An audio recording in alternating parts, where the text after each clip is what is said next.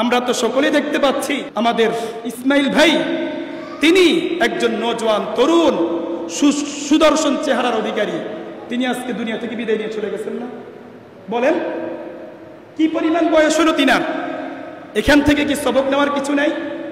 আমি যতজনের সাথে ইসমাইল ভাইয়ের ব্যাপারে কথা বলছি সকলেই বলছেন যে ইসমাইল ভাই একজন ভালো মানুষ ছিলেন, খুবই ভালো মানুষ ছিলেন, উত্তম চরিত্র অধিকারী ছিলেন। আমরা দোয়া করি আল্লাহ তাআলা তিনাকে জান্নাতের উচ্চ মাকাম দান করেন, সকলে বলি আমিন। এই ইসমাইল ভাই থেকে শিক্ষা নেওয়ার কিছু আসেনি? বলেন আছে না নাই?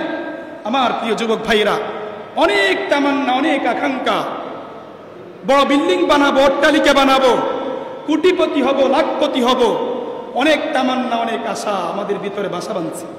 কিন্তু একটু চিন্তা করেন, ইসমাইল ভাইয়ের জায়গার মধ্যে আপনি আপনাকে চিন্তা করেন, আমি আমাকে চিন্তা করি, আমি যদি ইসমাইল ভাই হইতাম আজকে, তাহলে আমি কোথায়? বলেন আমি লাশ, আমি কি লাশ?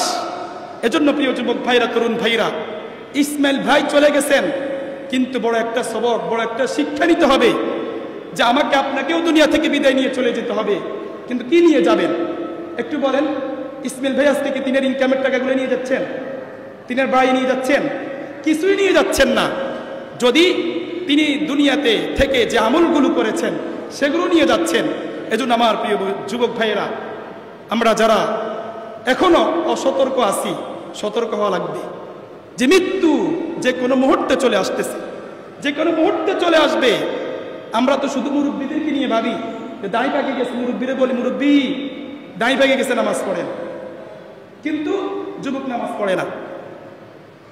আমরা বলি লোকটার পা কবরে গেছে, নামাজ পড়ে না। যুবক তুমি কি জানো তোমার কবরে পা যেতেছে না? আমরা কি জানি? জানি না। এজন্য সবাইকে সতর্ক হওয়া লাগবে। আমরা মুসলমান কিন্তু আজকে আমরা নামাজ পড়ি না। আমরা মুসলমান কিন্তু আমরা নামাজ পড়ি না। তাহলে এই অবস্থায় যদি আমার আপনার ইন্তেকাল হয়, আমি আর আপনি জান্নাতের গ্যারান্টি কিভাবে দিব বলেন না? মুসলমান হওয়ার পরে সর্বোচ্চ ইবাদত, সর্বশ্রেষ্ঠ ইবাদত হচ্ছে নামাজ। আজকে আমরা সেই নামাজ থেকে